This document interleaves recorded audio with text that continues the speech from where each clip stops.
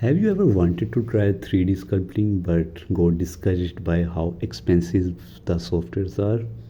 Then ZBrush is one of the best tools out there, but many people think it's only for professionals and with big budgets.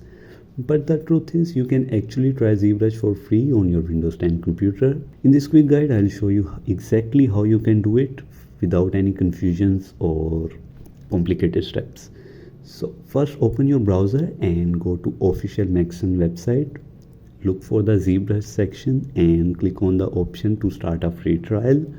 You will be asked to download the Maxon app. This is a tool you will use to install and manage ZBrush.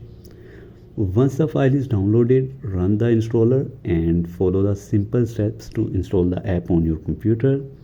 Next, you will need to create a free Maxon account or log in if you already have one. After logging in, open the Maxon app and find ZBrush in the list of the products and click on Start Trial.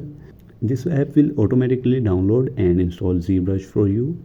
After it's done, you can just click to launch and you are ready to start sculpting.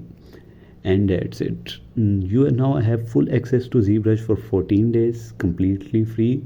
It's a perfect way to explore all the features and see if it's right for you.